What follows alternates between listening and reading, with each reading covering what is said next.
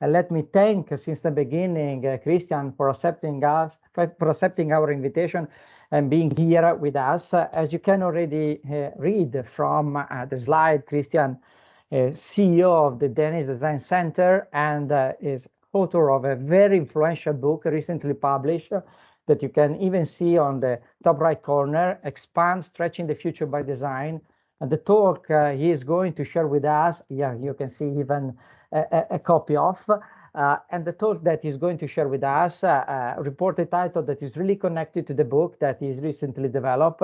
And let me say that we are in agreement with him about a critical view that we have to nurture around design thinking in order to move forward the potentialities that we have already recognized in that kind of approach, but at the same time, probably as any other approach, has also some limits, and the challenges we are dealing with today probably will require a more sophisticated, or let me say, advanced view of design in order to properly picture what will be in the future.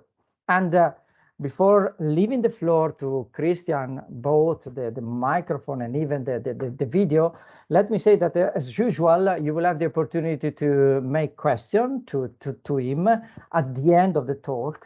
But if you feel that some question will emerge along the way, you can even type those questions, then we will be back to them during the presentation. And more specifically, in a while, we will leave to you in the chat the appropriate URL, but you can even see in the slides the one that you can directly use in order to join the Poll Everywhere platform, and consequently leave there the question that you would like to give to Christian and share with him at the really end.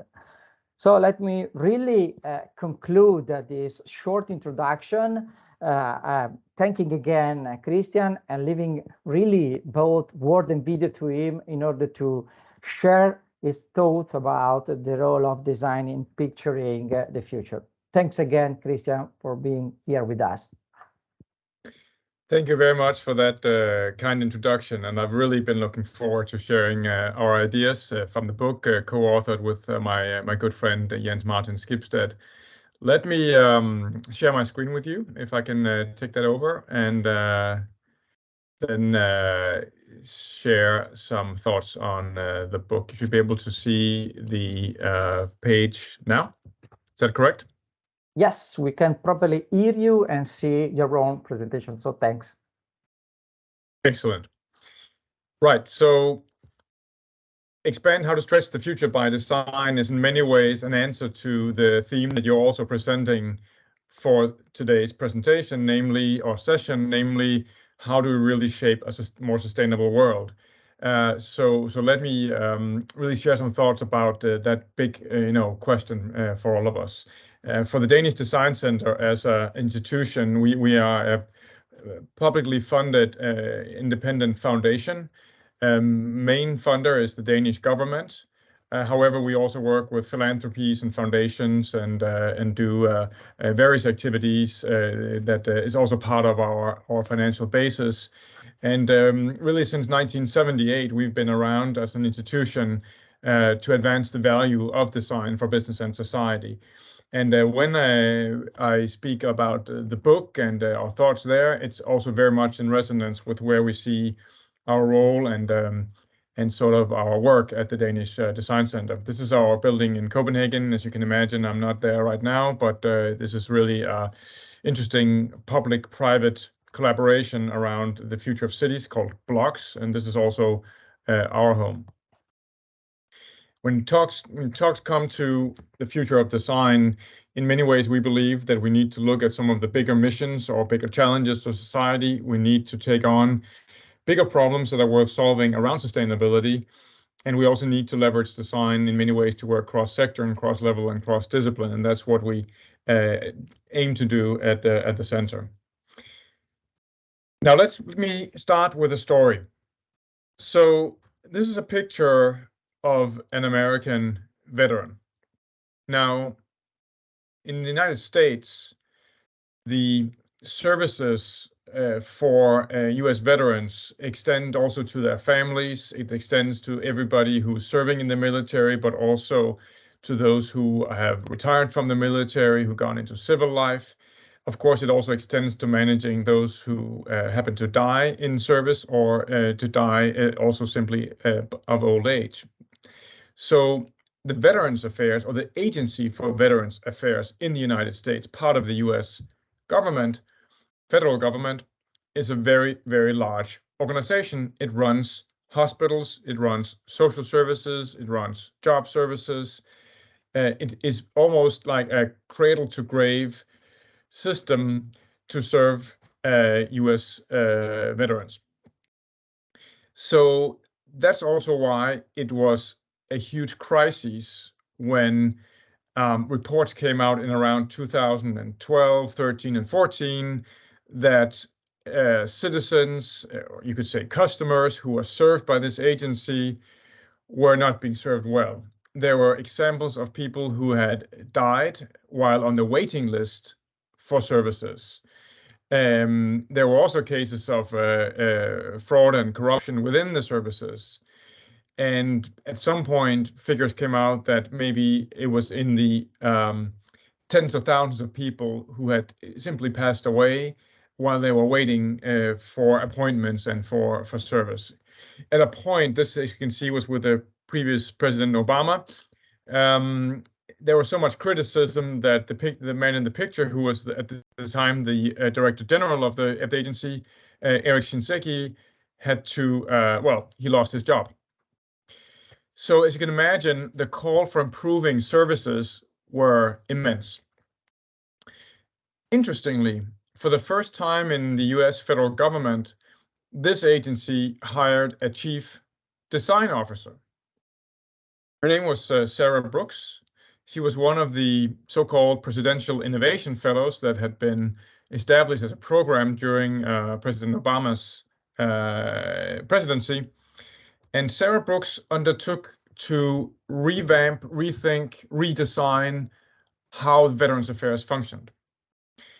She started by taking a look at all the interactions, all the service interactions between the agency and citizens, and discovered, together with her small team, that there were almost 400 different websites and web services that citizens could access, which of course made it almost impossible to navigate the system. And then mapping all the interactions, all the parts of this fledgling organization, making it look almost, and I've seen the map, like a map of the London tube, of the London subway, as we all know, as a very nice piece of design, by the way, visual design. Sarah Brooks and her team set about of redesigning the service journey, the user journey for citizens, both at a very, very high level, so you could say the life journey, but also at a more discrete, detailed level. Working with partners and external consultants, the design team built a journey of veterans map, as you can see in this image. And you're not supposed to be able to read everything, but the report is actually publicly available. And it distinguishes between three phases of, serving and separating from the military, living civilian life, and retiring and aging, and ultimately dying. And for each of those touch points or phases in your life, there's this whole set of service points and entry points you can take. And this became a backbone of the redesign of the entire service system, including, by the way, setting up one single website that integrated all the most important interactions. Now, what's the value of this kind of very sophisticated, very comprehensive systems design? Well, as one article in New York Times said, well, this is all about creating an experience for customers or citizens that's both quick and convenient and intuitive, and something that you would want to engage with again. Another way to see the value of this quite significant piece of design work is that trust in the system, trust in the Veterans Affairs organization increased dramatically by 25%, which is very significant in the United States when it comes to trust in what's essentially a public service. So what I want to say with this story is that it exemplifies great design work. at a quite sophisticated level, from the user interface all the way up to systems redesign across digital. And it says something about how far we have come with design, or what we might call design thinking. And it's quite impressive and it's quite powerful. And to some extent, we should just keep doing that in our organizations, whether they're private or public, leveraging great systematic strategic design work that engages with customers and enhances the customer experience and creates new value. So design thinking has gotten us quite far, and we know how to get to that point. That's very strong and powerful.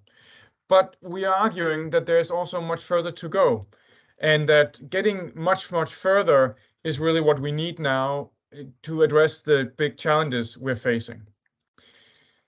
That also means going perhaps beyond design and designers. Some critical voices would say design is too important to be left to designers. That's in many ways what design thinking has done for us. It's a democratized design.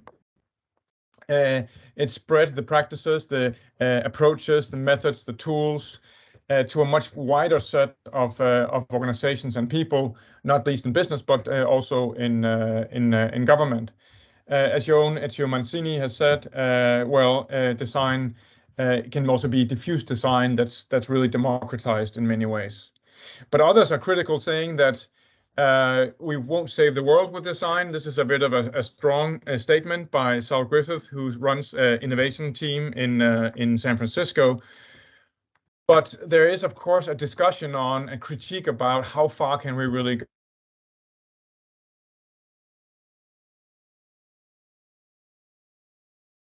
Very critical things around design thinking, and arguing that for many reasons we should be skeptical and critical of the promise in design thinking.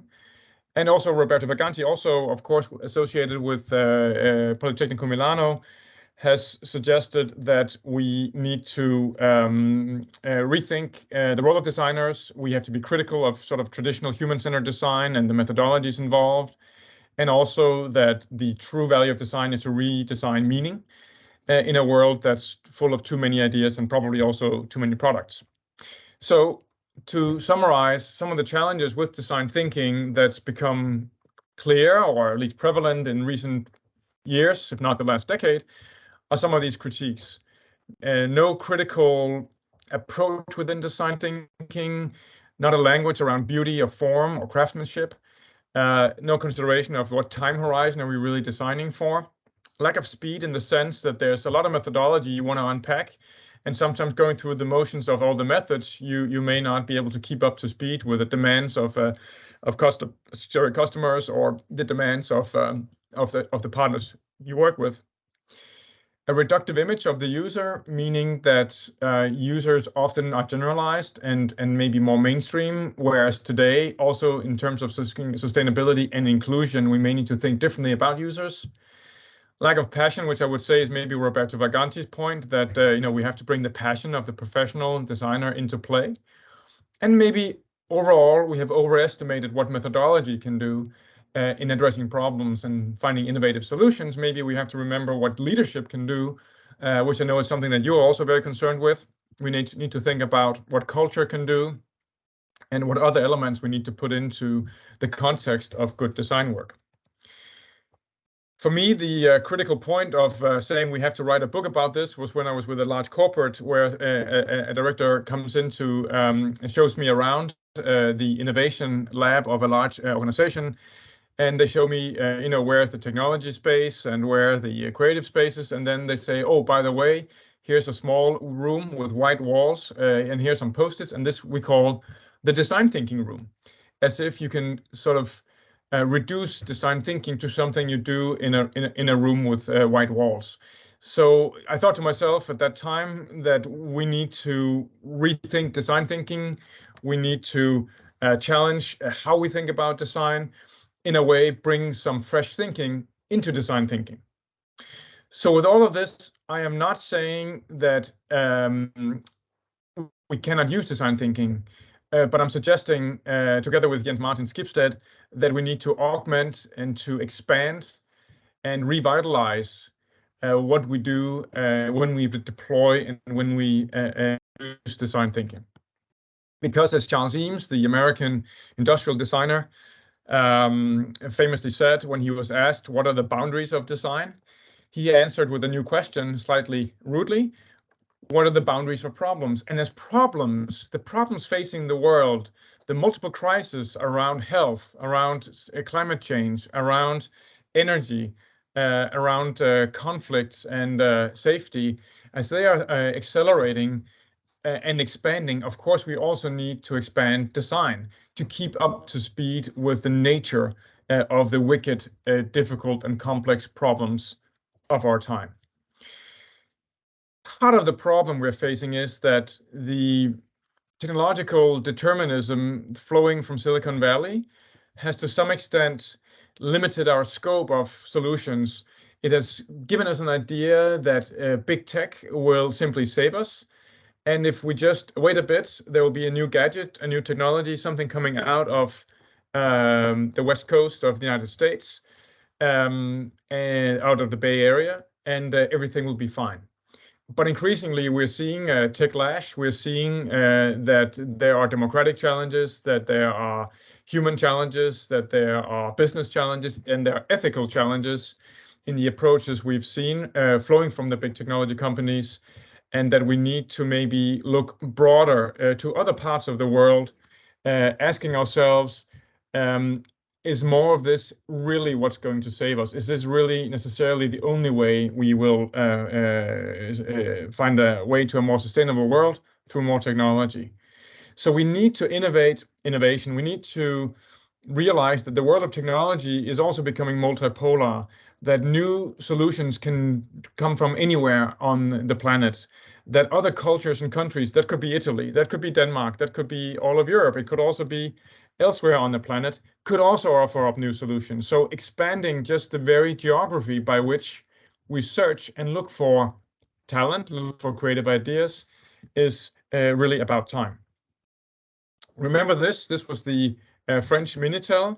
If you look back in history, there were other technologies, alternatives. This one alternative really to the internet that at one point in time was relevant, was meaningful, give value to citizens and customers. Today, the Minitel has gone the same way as French philosophy, not so popular anymore, but it shows that there could be other visions of technology than necessarily in the US. Here is a zipline. It's deployed mainly in Rwanda and as a way to deliver medicine and blood to faraway places by drone. Yes, the company actually is originating from the United States, but where it's deployed and where the government there has been very foresighted in making the regulatory changes necessary for drone delivery is an African government. And looking to Africa, there are quite a few innovations happening and taking place in that continent. In my own part of the world, this is, you can see also from Copenhagen, who says that the future of mobility is self-driving cars? Who says the future is flying cars? Who says we need to take new types of self-driving public transport? Maybe the future of mobility is to walk in cities or to take the bicycle in cities, maybe even electric bicycles, of course. But can we rethink how we imagine the future of cities and look elsewhere, including the Nordics, for those solutions? Actually, we're arguing that everyone can get to Denmark, not as a place to get to physically, or that we want someone to copy us, but that using the power of design to create a sustainable society that's sustainable in terms of environment, in terms of energy, in terms of mobility, and often claimed to be one of the happiest countries in the world. Also, by the way, one of the most digital ones. It's something that's happened by design. It's something that's happened by good planning and by drawing on a very strong design culture. Others can do the same in their culture, in their way, for what matters to them. Because the ultimate truth of the world, of course, is it is something that we make, and we could just as easily make it differently. And remembering that the world is there for our making is truly what design is about. So, in the book, we suggest 6 what we call expansions. I'll go through them briefly, ways of thinking differently about design, expanding design thinking. And when I go through these 6 expansions briefly, after that, I'll go and deep dive into just a couple of them to give you a bit more of a sense of what that might mean. Time I'll talk a bit more about in a moment. The same with proximity. But life, just saying very briefly, life is about remembering that when we design, we need to design for all living things. And when we consider what is living, that is also changing. So one thing is designing with a look to nature and to all other organic living beings. But life is also happening in the digital world. And we're seeing now a metaverse coming where we will have digital life, maybe increasingly there. We'll see what happens with that. We are seeing life in design coming into building materials where we can now build cement or create cement that's infused by organic material, which makes it alive, and which means that a cement wall can repair itself when it's cracked by the working of natural materials. We see mycelium being used as building material, so that is basically roots of swamp and living organisms that is now used for building material. So life is changing. The way we think about life is changing. It's also changing in the terms of lifespan of humans. Value is about how we think about value creation, and there's this huge shift happening, not least in business, where we are reconsidering what is valuable. Should we only measure value in economic growth and in profit and loss? Or could we increasingly go not only to ESG measures of value, but even broader than that to measuring impact environmentally, socially, and ultimately asking ourselves the maybe most disruptive question, is the business of business actually just business? Or could the business of business be to create a better society and a better world? What would happen if that was the value we went for, and then seeing the financial bottom line as a result of making impacts rather than as a goal in itself? On dimensions, how can we expand our thinking on how humans and digital algorithms can collaborate?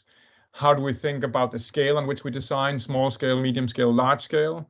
We are seeing design and designers now working on how to design for Mars, and how can we learn from designing for Mars going back to this planet?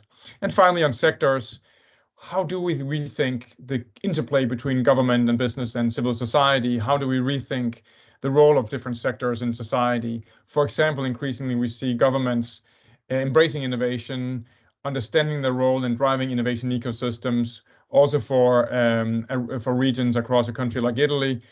How do we see a more proactive role there?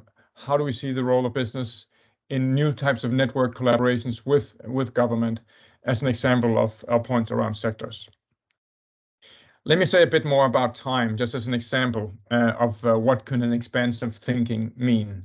So when it comes to time, as I mentioned, there's no really consideration of time horizon for how long are we designing for when it comes to design thinking, but we do need to think in many ways longer term when it comes to sustainability and the future of business as well. This piece from Harvard Business Review from a few years back was a case in point why business leaders need to read more science fiction. And we see that not just science fiction, but also foresight and scenario work is coming back in a very big way currently, where we're seeing organizations being ready to explore alternative futures, being more curious about the long term, going beyond quarterly statements and beyond short-term strategy periods. We see organizations in the most extreme cases having strategy periods of 100 years or 300 years, like SoftBank. But we're also seeing, less can do it. Some are just taking a 30-year look at different scenarios.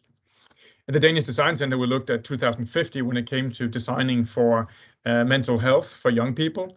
Here you see a collaborative workshop where we are imagining what might the alternative outcomes be for long-term transformation of the system surrounding healthcare, and not least mental health, which has been a huge challenge, not least under and now after the COVID-19 crisis. Imagining what could a future be, bringing all kinds of artifacts into play in a playful but also directed way is something we do quite a lot of using what we call design scenario methodology. Getting young people involved themselves. This is from a workshop during a people's meeting in the summer on an island off of Copenhagen. Here's a young person saying that through these workshops, there's a possibility to change the system, and that this capacity to devise a new system for more thriving youth is something that was an eye-opener by taking this long-term perspective. So the big question we are asking is, like, what might our everyday life look like in a city where young people were thriving? And again, this is a future city that we've basically physically created and created stories and narratives around it. To conclude on time, we have to ask ourselves, what time horizon are we designing for, and what's the relevant time horizon for the problem or even for the product we have in mind?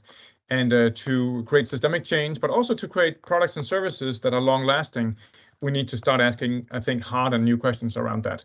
These are some of the questions you could ask, both going back to history, but also looking for what is the maximum time horizon we need to design for. In the book, there's a whole compendium with prompts and ideas about what kinds of questions can you ask. Proximity. It's the second expansion, and here it's a discussion that's very closely related to something inherent in design thinking, which is the question of user insight or empathy. You may not know what this exactly is, apart from it looks like an astronaut. It's actually a prototype, a design prototype for a new type of spacesuit that NASA, the American Space Administration, is pioneering. And the reason they're doing that is that they had a problem with women and spacesuits. Maybe you heard the news when it happened, but basically they were trying to send 2 female astronauts into space on the same space flight to do a spacewalk. So they needed 2 working spacesuits at the same time that both would fit the size of these women. Unfortunately, they only had 1 spacesuit for a woman, and they found out 2 weeks before the spacewalk, which means they had to cancel the flight. I'm not sure what the cost was, but how expensive do you think it is to have to cancel and postpone an entire space flight because you were missing a piece of clothes for the flight, a spacesuit? So what happened was that they made history about a half a year later, and here's the New York Times article about it, where you can see in the headline, it says a chat about 2 women astronauts in medium-sized spacesuits.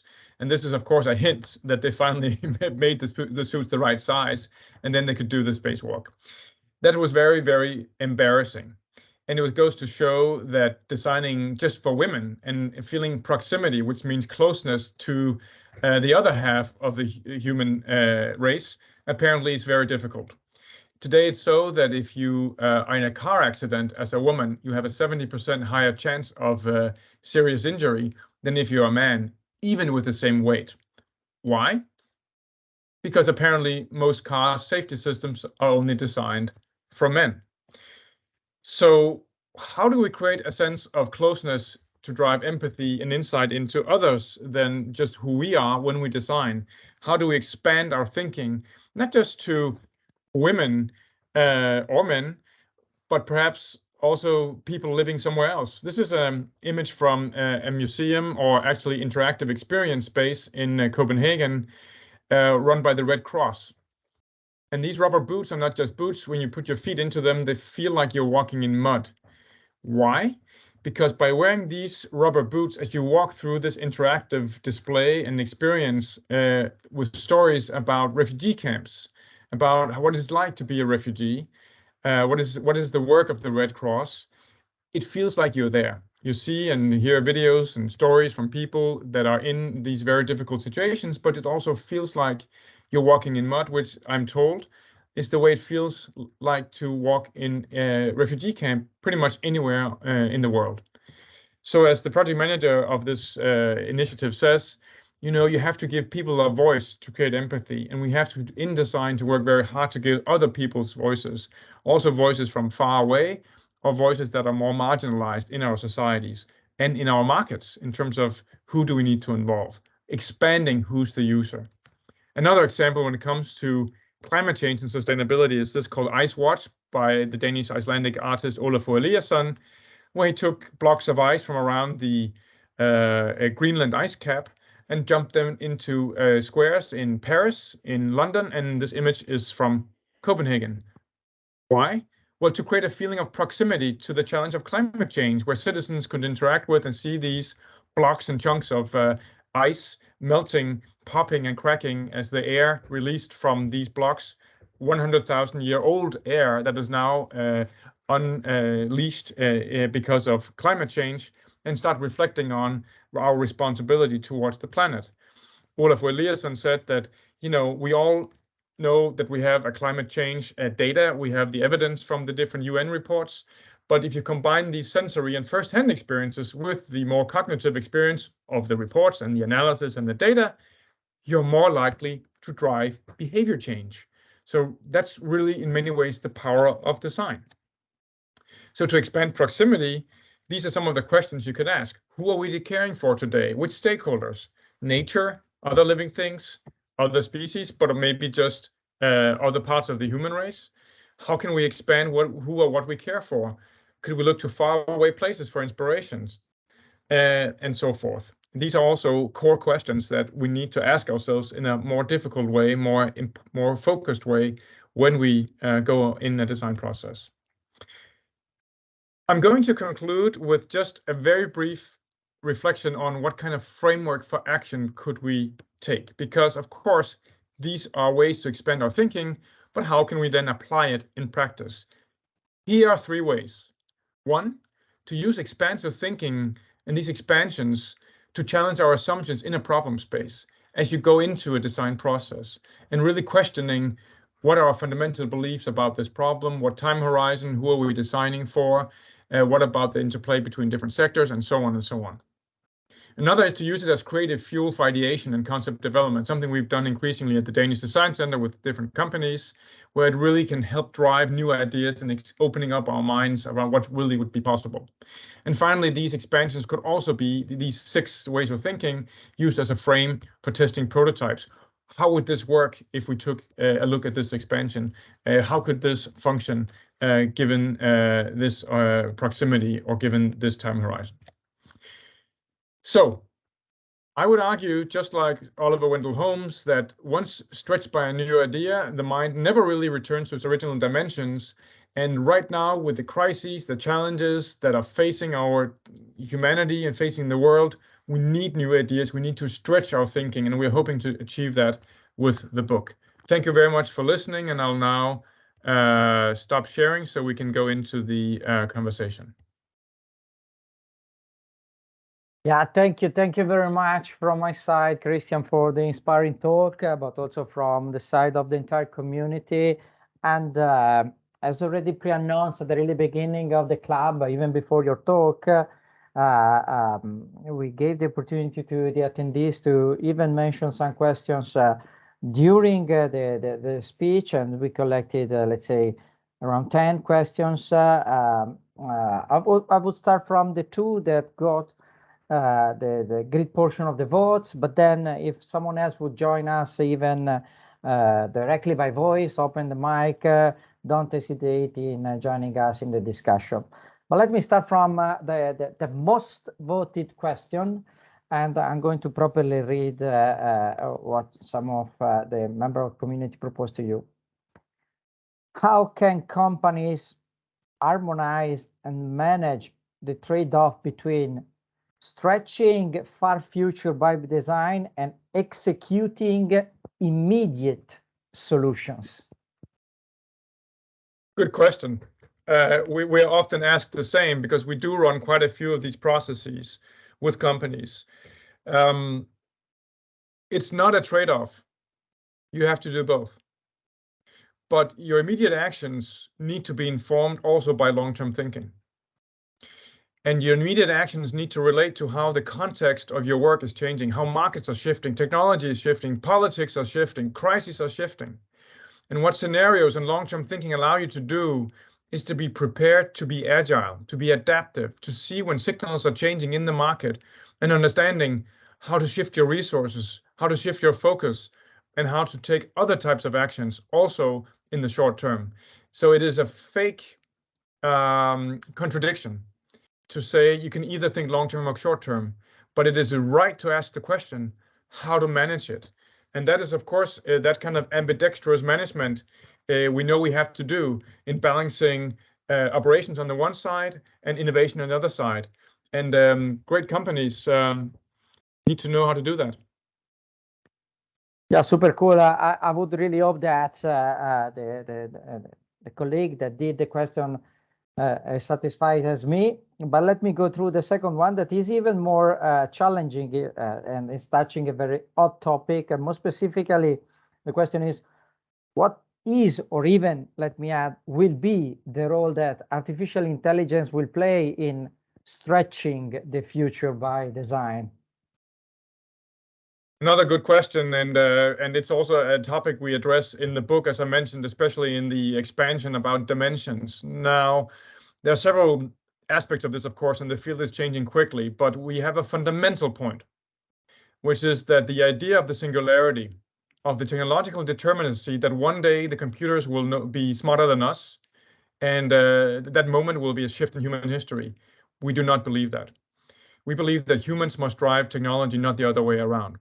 But we do see that humans now need to be thought of as collaborators with technology, collaborators with AI, rather than and then perhaps we have to let AI do its work as well. And so what we're seeing interestingly is that a human can no longer beat an AI in chess or in the Asian game Go, but a human working together with an AI can still beat an AI. So humans being augmented by artificial intelligence are extremely powerful. And that augmentation, that interplay is what we now need to design. That's one point. The second quick point is that, of course, AI can help us in design work, can help us in doing quick blueprints or quick scenarios, and being a guide and an aid in the creative endeavor, also in the exercise of designing, whether it's architecture design or industrial design. And so we are optimistic, but we are also cautioning that we should never let the technology drive us. It has to be the other way around. Thank you. Thank you very much. Let me try to go through at least through other two questions, even if they are becoming quite many. But yeah, the third one, at least in terms of votes, is how to balance the tension of democratizing design, or if you put design thinking, with the need to make the value of design substantial and avoid the process of selling out design practices. That is really connected to even the starting point that you mentioned in your talk. So that's the dilemma that's been haunting the design field for more than a decade now, and will continue to do so, I think. But I think we have to reconcile the fact that it's been an incredible success to bring the concept of design thinking into business, and we should thank those that worked hard to make that accessible. It's such a strength. Because it opens the doors. It shows also data we have in Denmark, how increasingly design is considered to be a C-suite issue. And we see some very powerful studies of the impact of design at that level. So it's been a credible success. But there is a risk, back to my story about the design thinking room. And I have to say the design thinking room came from an organization, I won't say who, but has been globally pioneering some of the work in design thinking.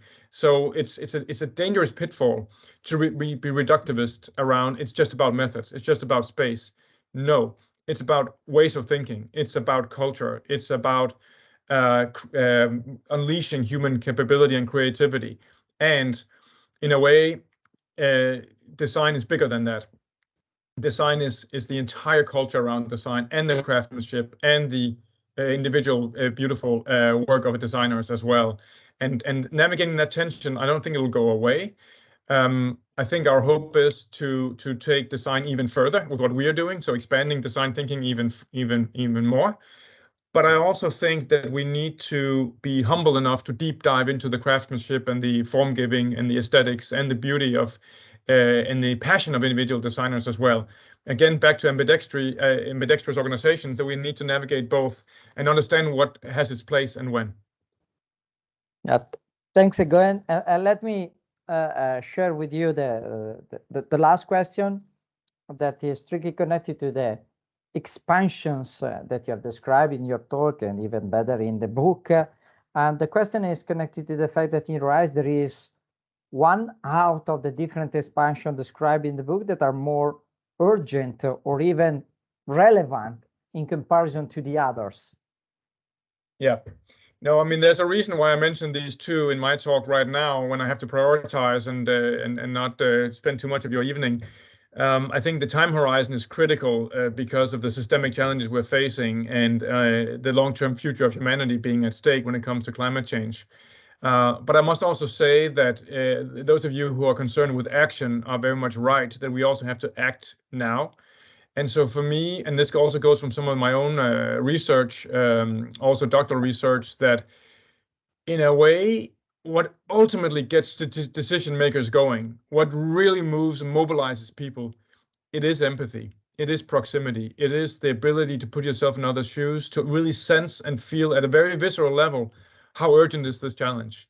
So to get the long-term thinking, we also have to empathize with the future. We have to feel proximate to the future we're designing for. So in my mind, I mean, proximity might be the most urgent need because we really, really have to work hard on a sense of urgency. Yeah, thank you. Thank you very much, Christian, for not only the talk, but even the answer that you give us that were really inspiring, at least to me. But let me say that I'm talking on behalf of the entire community. We really hope that we will have the opportunity to even be back to you in sharing some additional ideas, maybe even inspired by expand, stretching the future by design that I found personally really valuable. So let me thank again, even if I see that there is an hand raised, and let me double check. Giuseppe, would you ask something else to Christian? And if yes, please jump in. Sure. Thank you very much, Christian, by the way, first thing. And well, I would like just to ask a very basic question, in order to bridge the gap with the next part of this session. And how do you link the global accessibility issue, inclusiveness issues, to this idea to stretch the future by design? You say global accessibility. Are you meaning also in terms of inclusion of various groups, or yeah? Exactly. Well, so the big point we have in proximity is that we have to think about who do we care for, who do we think about when we design.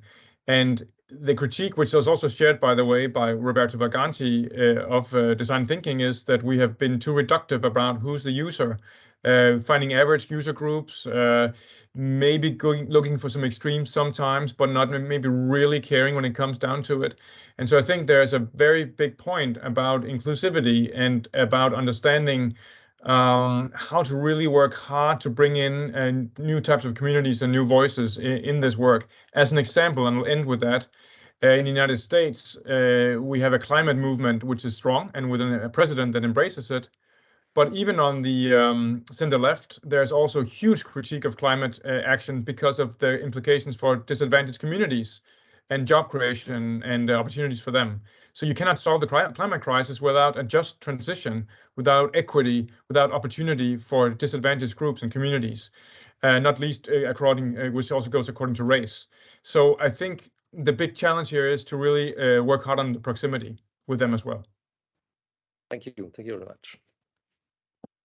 Yeah, thanks again also to Giuseppe for the question, as well as to those that introduced their question in the platform. So thanks again, Christian, and we wish you a fantastic evening. Thanks for giving us your time and your precious contribution. Your pleasure. Take care. Have a good evening. Thank you. Bye. Yeah, thanks.